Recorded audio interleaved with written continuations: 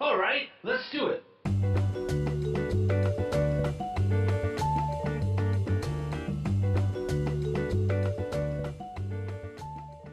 So I want to talk a little bit about a man named Max Weber.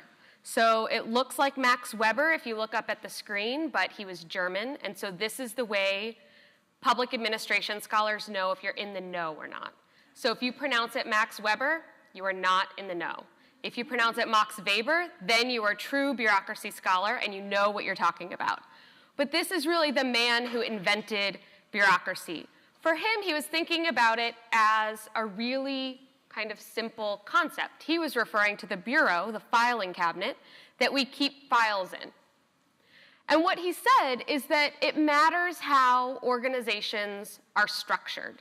So he was writing the early 20th century, and before we started thinking about bureaucracy, when we thought about organizations, how did we tend to pass organizations on or hire in organizations?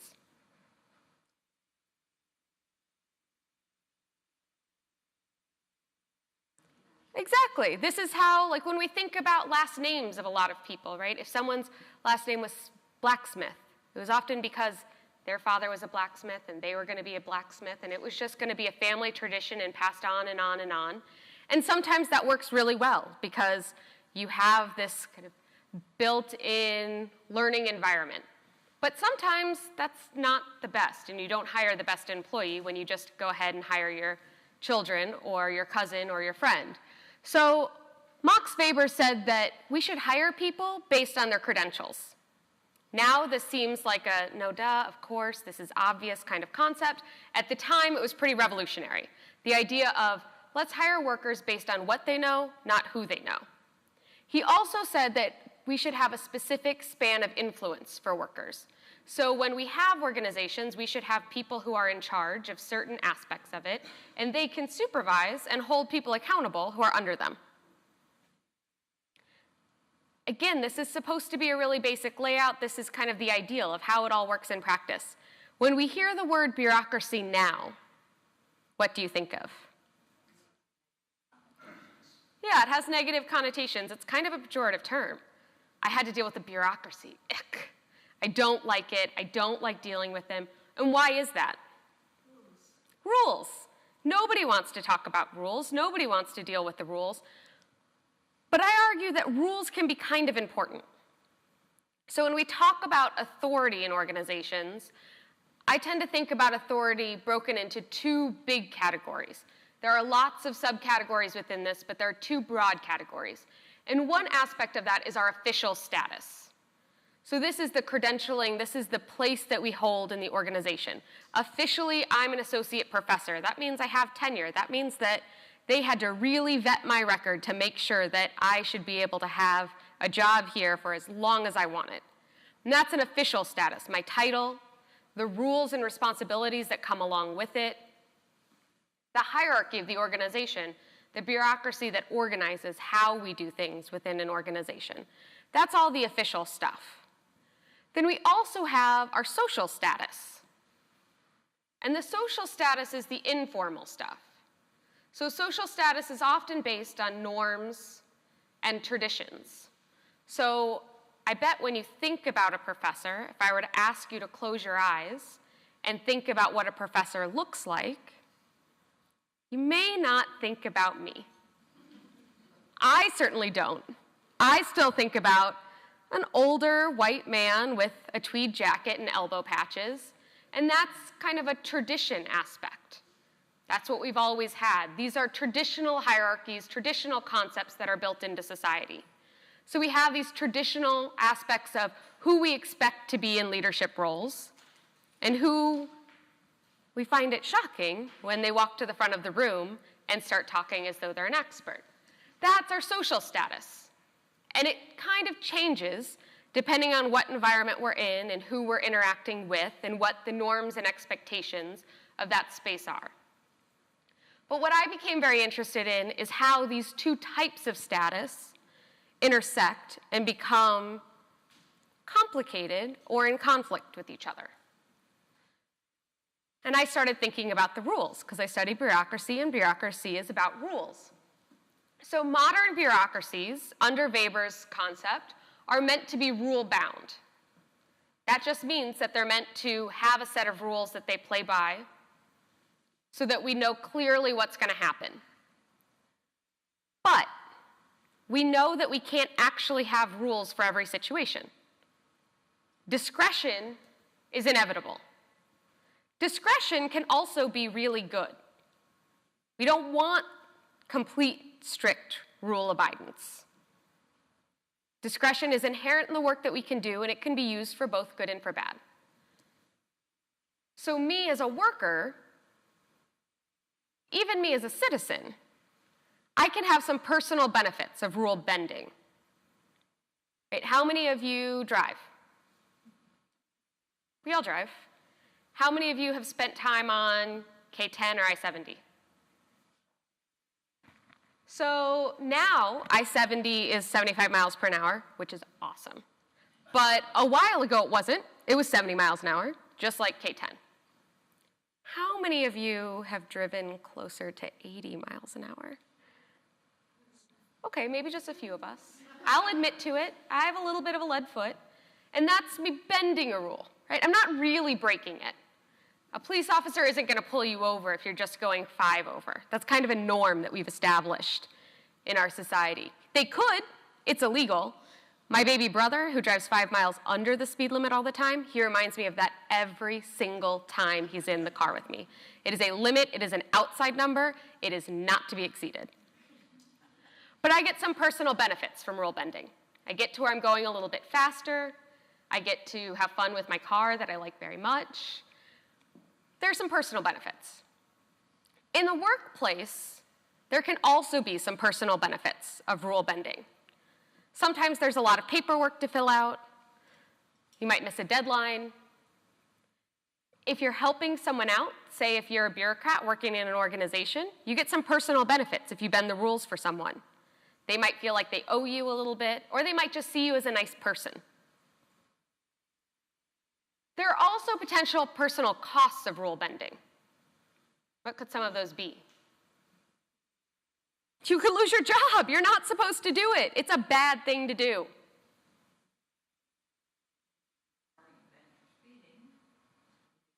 You could get a ticket. It could be a very expensive personal cost in the very real financial sense.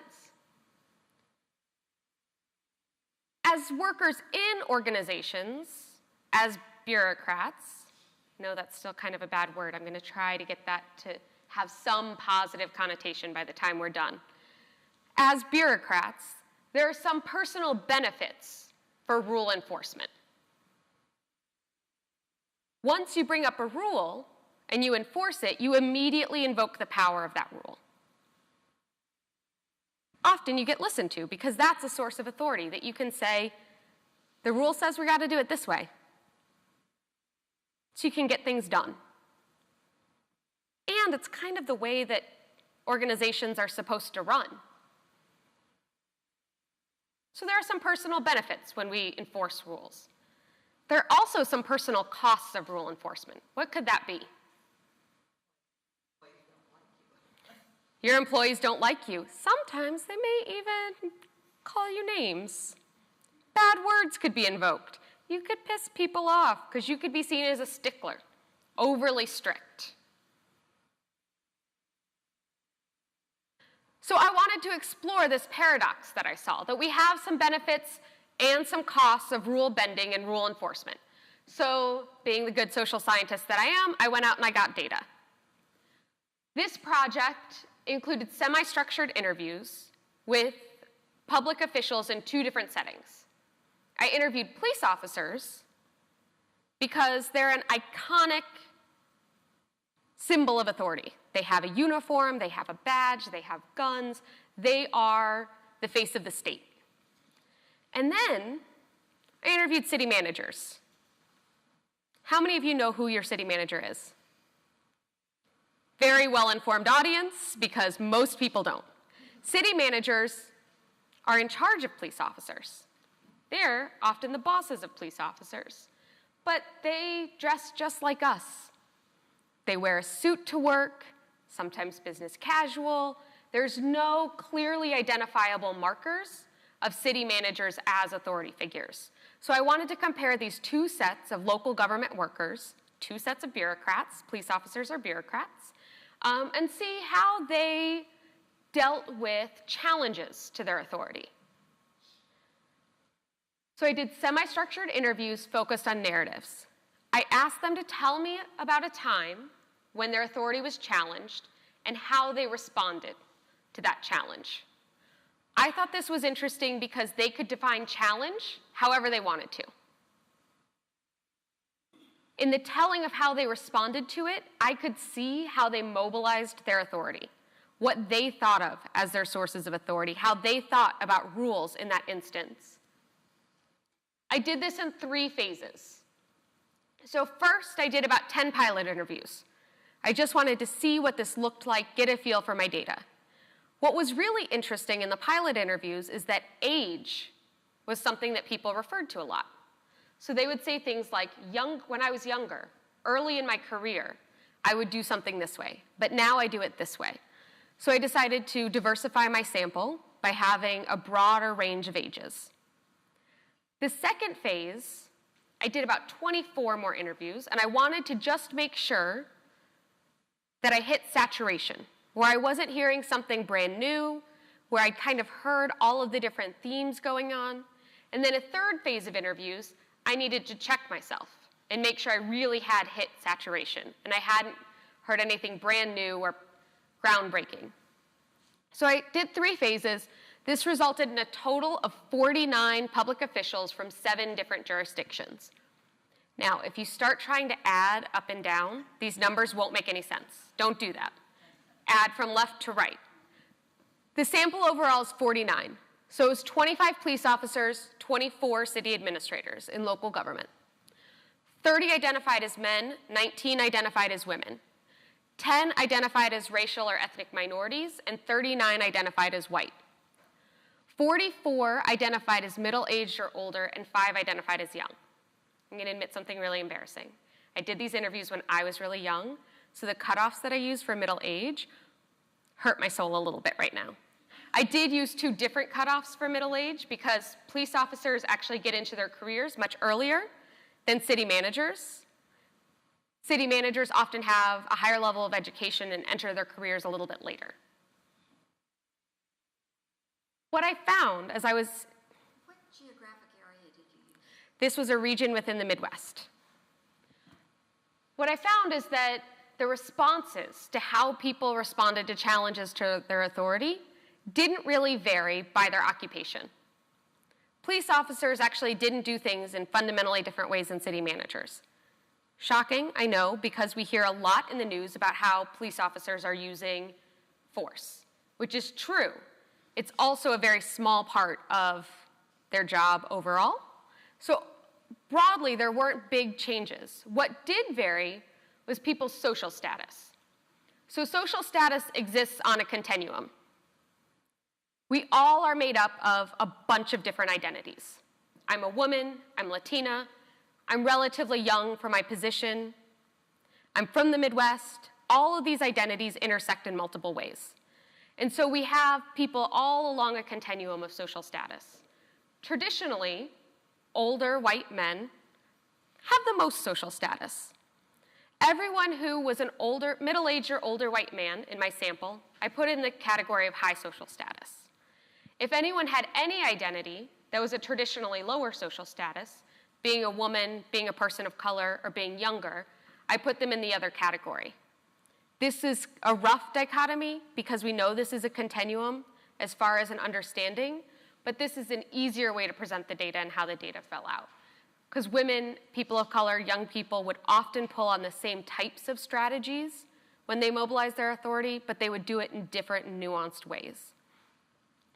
It is important to note that my sample is actually much more diverse by gender and by race than both of these occupations. So only 13% of women, or only 13% of city managers are women. And about 20% of police officers are women. So now I want to tell you the story of Sharon. This was an interesting story for me because this is actually where I saw my two occupations really intersecting. So Sharon is an assistant city manager in a rather large jurisdiction. She spent 17 years moving up in management positions, and currently she's responsible for overseeing 7 different departments within the city, including the police department. This last year, while she was leading the search for a new chief of police, Sharon invited the top applicant to town for a few days of intensive interviews. After this applicant, Steve, met with several citizen and staff committees and passed a battery of psychological tests, the management team in the city, Sharon, the white male city manager, and another white male assistant city manager, took Steve out to lunch. Well, at lunch, Steve didn't really eat much of his food. And at the end of the meal, the waiter brought over a box for his leftovers. Steve looked at the box and looked at Sharon and said, "My wife typically boxes my leftovers for me."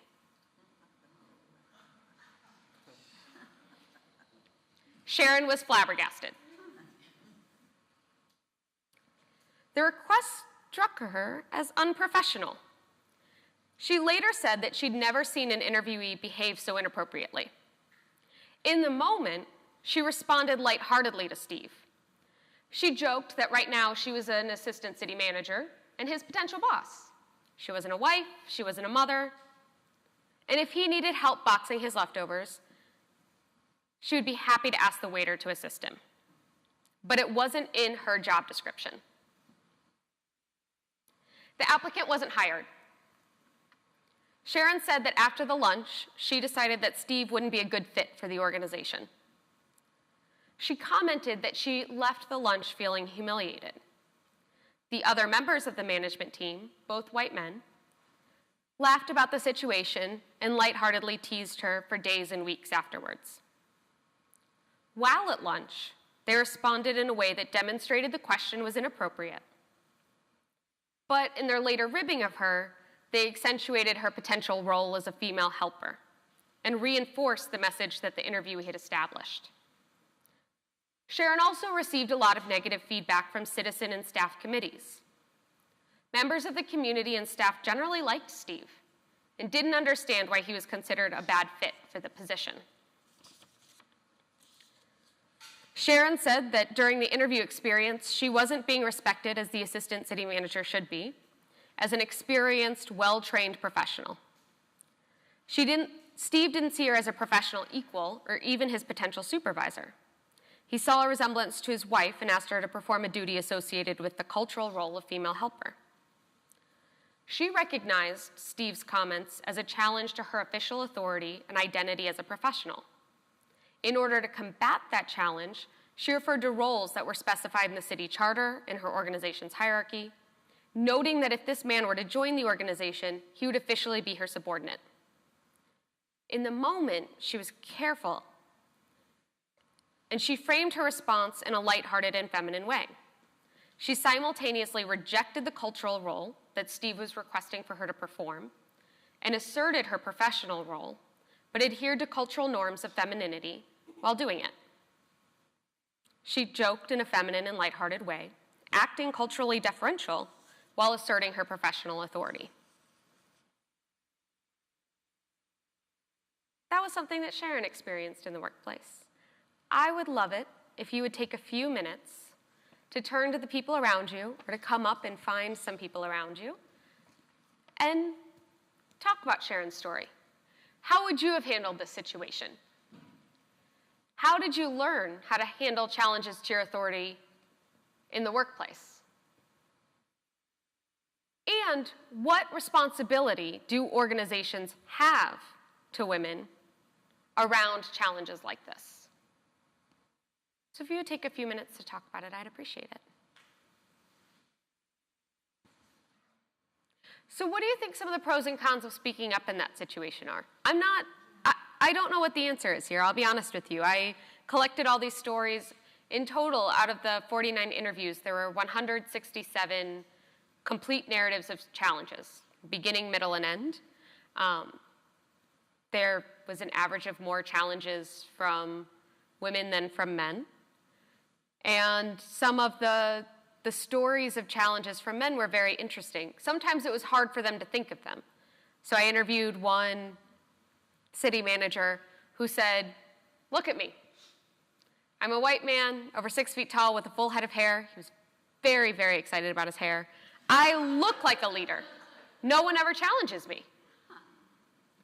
And he grounded it very much in kind of his fitting that stereotype of what a leader looks like. And it was very hard for him to think of a time when someone had challenged him. When I asked women and people of color about times, they could go one story after another story after another story. And what was interesting about Sharon's story, Sharon is obviously not her real name. I use pseudonyms throughout to protect their privacy. Multiple other women in other jurisdictions told me to make sure I talked to Sharon because she had this story.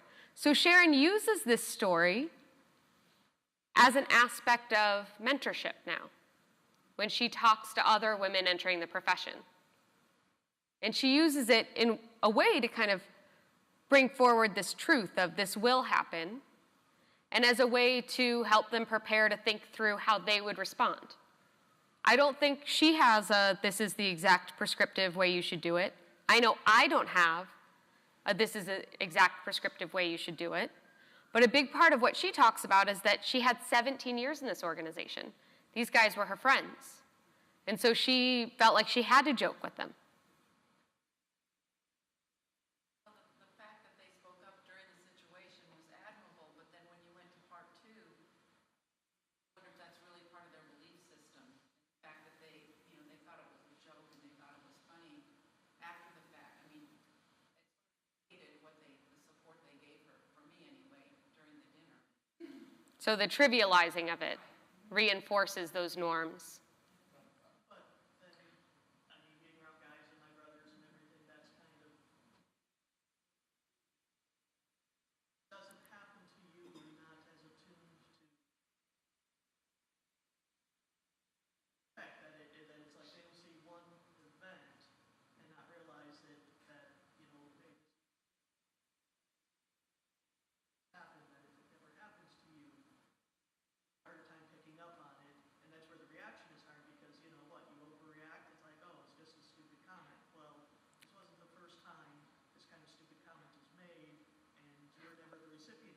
Well, and this idea of joking as bonding and joking as normative, I find really interesting. I have another research project that was funded by the DoD looking at the potential integration of women into special forces, Green Berets.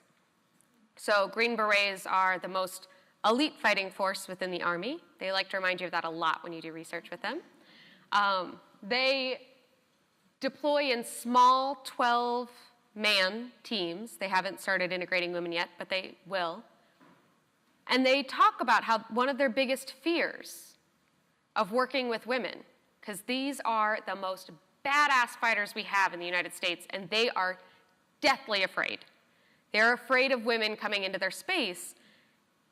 And it makes sense, because a lot of these guys joined the Army at the age of 18, went through infantry when it was completely gender segregated, and came into special forces. They've never worked with a woman in a professional capacity. And their biggest fear is that women coming into their team room, onto their team, they're not going to be able to joke around because they bond through joking. And when they point out each other's weaknesses, they say it helps them in battle. Because then, by pointing out each other's weaknesses, it helps them grow stronger as a unit.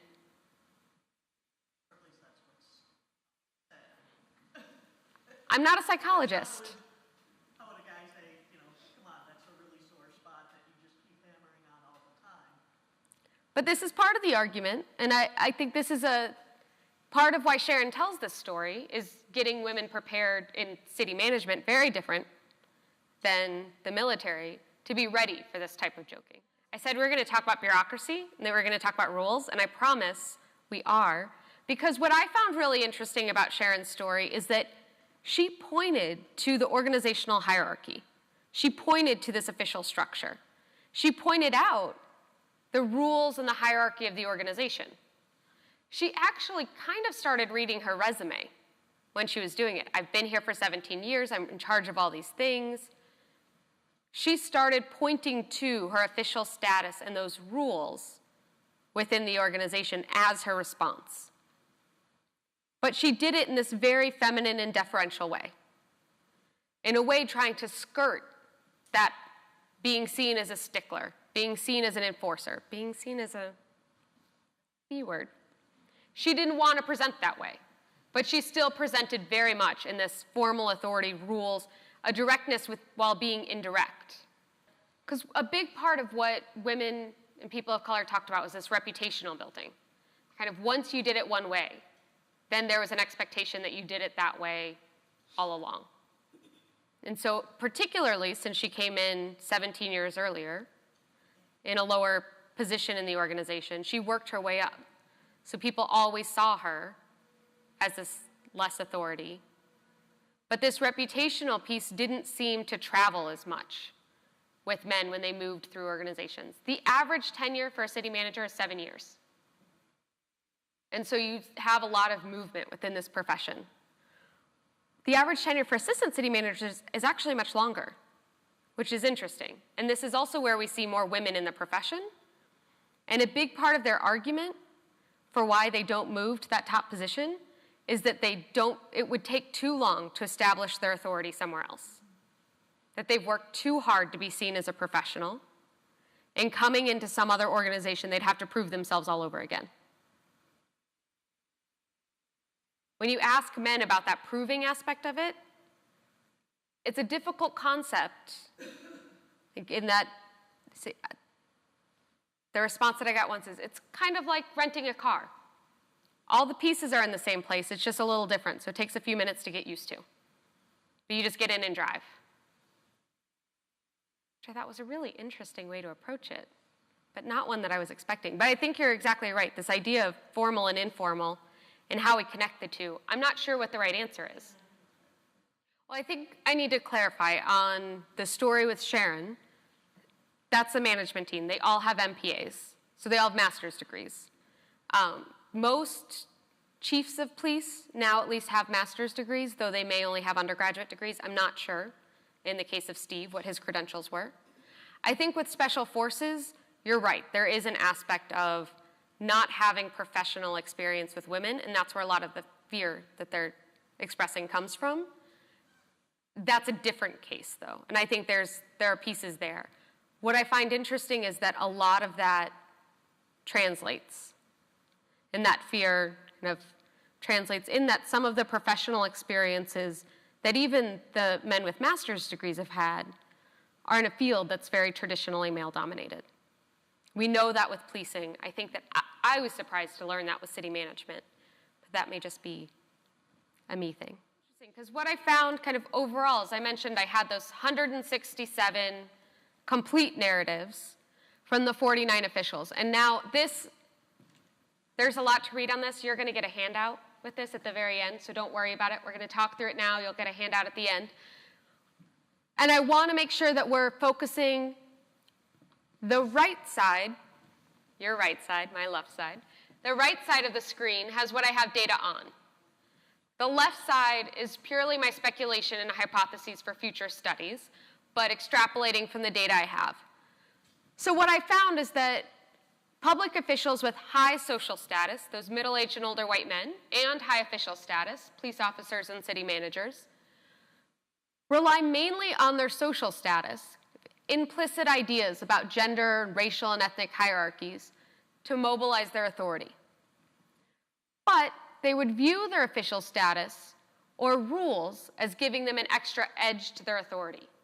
So I was interviewing a chief of police, and we were having a long discussion about uniforms, because he said that his patrol officers wanted to wear shorts in the summer because it gets very hot, and they didn't want to have to wear pants. And he said, now we all look like cops. You know we're cops, even if we're out of uniform. But the uniform just gives us an extra edge to our authority. And shorts just don't look as professional. But it's obvious that when you see a cop, they're a cop because of their command presence, and they just look like a cop. This was interesting in that he looked like a cop. So he looked like that stereotype of what I expect when I think about a police officer. A little intimidating, had that command presence, very physically large person. So he saw that uniform as just an extra little edge, just a little bit more authority for him in that situation. There's a focus on social traditions and norms of behavior.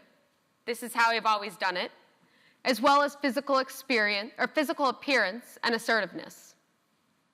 But recognition that those rules and that official status gives an extra little boost. For women, people of color and young people, those with traditionally lower social status, but that high official status, they would often disassociate themselves from their social status and instead only assert their official status. I'm not your wife. I'm assistant city manager. I'm not a woman. I'm a police officer. So while men saw these identities layered on top of each other and working together, women and people of color would separate them out. Right now, I'm not black, I'm blue. I'm not a woman, I'm a police officer. Focusing on their title or their uniform as their main source of authority. So I interviewed a female chief of police, and we again had a long discussion about uniforms. I find uniforms very interesting, apparently. But we were having a talk about a police chief's conference that she went to. And she said it was really difficult because when she changed out of her uniform at the end of the day and would go meet the guys for a drink, they wouldn't recognize her. They could not recognize her out of uniform. But she can't drink while wearing her uniform. So a big part of the kind of networking, socializing, and bonding at these conferences is drinking. But she's now stuck in this catch-22 because if she's in her uniform, she can't drink. If she's out of her uniform, they don't recognize her as a chief of police, and they won't socialize with her. So what is she supposed to do? I don't know the answer to that one either. But there's a focus on that title and uniform as a main source of authority, and they cite rules and laws that provide power to their position, but often in a non-threatening or deferential way, through an aside or through a joke. Well, the law says this, so I guess we're just going to have to do it. Well, the rule is this, so I guess we're just going to have to do it that way. One of the things that happens when they present the rules or laws as a way to bolster their authority is that they then get boxed in by those same rules and laws. If you're pointing to the rules, then you have to follow the rules. As we talked about earlier, following the rules can be really great. It also can make your job more difficult. So this left side is, as I mentioned, speculation of how I think it would happen without the social status, with the bureaucracy part removed. So those with traditionally high social status and low official status would rely on social status, implicit gender and racial hierarchies to mobilize their authority, and focus on social traditions and norms of behavior. This is the way we've always done it. This is how, the nostalgia factor.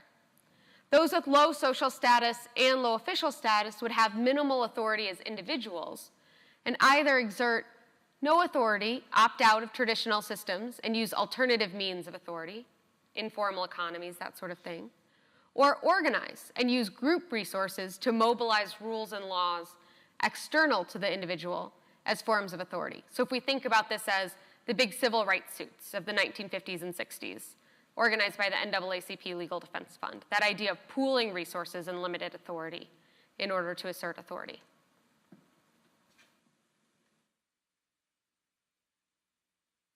So the implications. I think that social status is a deep structure, and it frames even rational legal authority.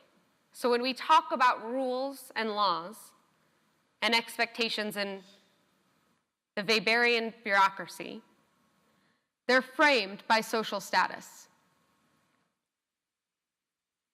And I think rules then can be used as resources for people within organizations, whether you're using them directly or you're using them in a lighthearted way, Those rules are resources to bolster authority.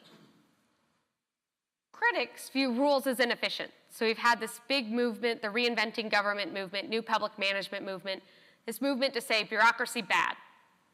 Rules are bad. Rules are inefficient. We don't get anything done. And there are certainly bad rules. Red tape is no joke. But my research shows that rules are also a crucial resource.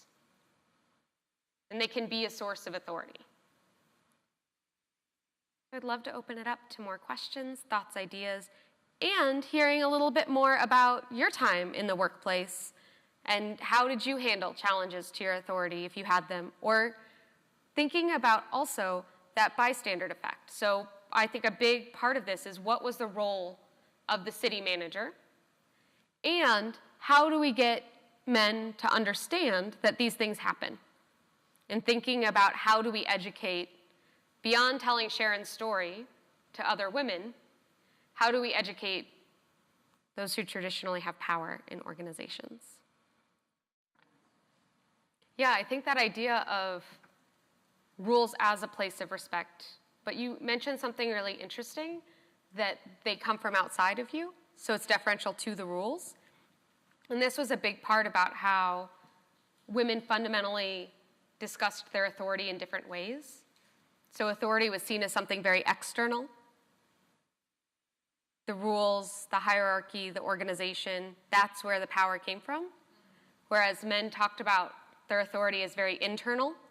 I'm a leader, I'm the boss, which is a very different conceptualization of authority than the rules say we're going to do it this way. I think that externalizing of the authority does leave the authority up to more challenge, because then people aren't directly taking you on, right? If they have a disagreement, it's with the rule, and rules can change. If we think about this from like a rule of law ethics perspective, that idea of going back to ethics and rules, the authority should be in the rules, right? That's why we have rules. That's what the rule of law, like we are a rule of law governing country, that's what the rule of law is meant to do. And within organizations, that's rules. It's not about individuals. It's not about any person being above the rules. It's about the rules as the space of containing the authority and power. Yeah, so I think it's really important to note that I don't have longitudinal data. So I talked to people at one point in time. I didn't get to follow them throughout their career. What was really interesting in my data is that people kept talking about how their approach changed over time. Particularly young men would say, in the beginning, I was a stickler for rules, or really focused on rules. Now I'm a leader, so I don't have to do that. Like they got to do away with rules. The younger women coming into the workplace piece I find really fascinating, and we were actually talking about this a little bit before the talk started. Women that I teach, women in college, are really optimistic, and they believe that they're going to enter a work world that's completely equal and meritocratic. They will be judged on their merits. Women in their mid-20s and early 30s no longer believe that. And there are longitudinal studies that follow these same women. So it's a loss of that belief that happens, that they go in thinking, this was another generation's fight. It's not for me. Everything's fine. And then they realize that the work world isn't like that. And they become more associated with rules, moving away from things like I'm the leader to a more rule-based use of authority. I don't know the answer to that. I just don't have data on that. The surveys I've seen have all focused on women. But I do think that that's a really important question, and one kind of response gets back to what we were talking about earlier, that lots of times men don't see these things happening. So it will be one comment, one little idea, and you shouldn't worry about one comment. That's one person. That's not a big deal. And they don't see that it's the gradual buildup of these comments over and over and over and over again, and it's a consistent, normalized, regular way that authority is challenged. And so then we have authority presented in two very different ways.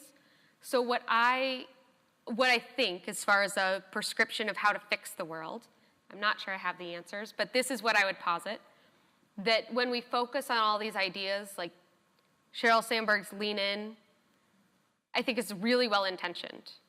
But a bigger aspect of it is how do you educate the men in the workforce that this is happening? And then I don't know what the answer is. Do we want men to become more rule-focused? That's what kind of a basic Weberian bureaucracy model would want. A rule of law understanding of society makes sense. I don't like rules that much, like as a personal, in my life kind of thing. So I don't know if that's the right answer. But I think that the idea of educating men makes more sense than focusing on, I think sharing with women, the way that Sharon shares her story, this will happen, makes sense. But educating men on the fact that these practices do happen regularly would be my approach. Mentorship for men over mentorship for women. I'd like to share with you one more fragment from a narrative. So this wasn't a full story, but this was a fragment from a story that a man not named Marcus, we're going to call him Marcus, shared with me. So Marcus is an older black man who's an assistant city manager and discussed what he learned over the years as a public servant. He says, people are people. I've trained a lot of people over the years. We are what we are, and we bring a lot of baggage. Whatever the prior experience is, we bring that baggage, and it's only through knowledge, education, and exposure and experience that we start unloading that baggage. It's only after people start unloading that baggage that they'll see you for who you are and start listening to you as their boss. You'll have employees who come in and they bring all their baggage. They walk in and they see you and they don't like it. It's only through time that we're going to drop some of their baggage. Then they meet you because of your title. They'll leave some more of it at the door. And then as you prove your knowledge, some more baggage will go. As you prove trust, more baggage will go. As you prove competence over and over and over and over again, more of that baggage will go. I think that his piece speaks really importantly to what you're saying. What he also kind of puts in there is that reputational aspect and that disadvantage that you mentioned that he's working with, the baggage that people bring when they see a woman walk to the front of the classroom, a person of color walk into a business. And that reputational effect then around leadership and authority I find really fascinating.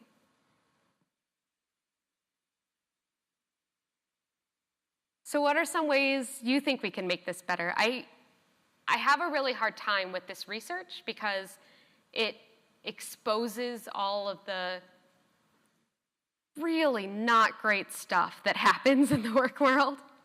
I have a graduate student right now who's doing some follow-up interviews. So the interviews that I shared with you they're kind of old. They're about 10 years old.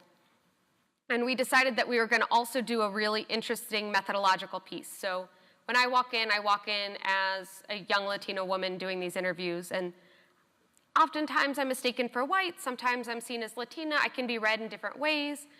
She's black and Latina, but she's typically always seen as black. So what would it be to have a black woman do these interviews?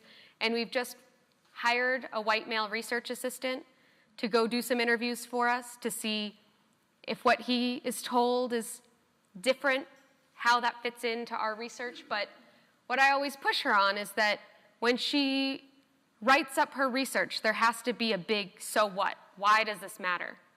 And when I look at this research, I see this mattering, but I think the prescription for changing it, because it is such a deeply embedded social structure, is really hard. So I would love it if we could talk about, at least end on some positive potential prescriptions. How do we change it? Well, and I think that kind of seeing critical masses in these traditionally male-dominated organizations and fields like science and engineering, that critical mass allows these stories to be shared more widely, I think, because there's less of that like fitting in, kind of not wanting to rock the boat piece of it. Well, thank you very much for spending some time with me this morning. I really appreciate it. As I mentioned, there are handouts of the PowerPoints. You have my contact information. I would love any additional feedback or thoughts that you have about this research or about prescriptive ideas moving forward. I really believe in theory that's immediately able to be put into practice. So thank you very much.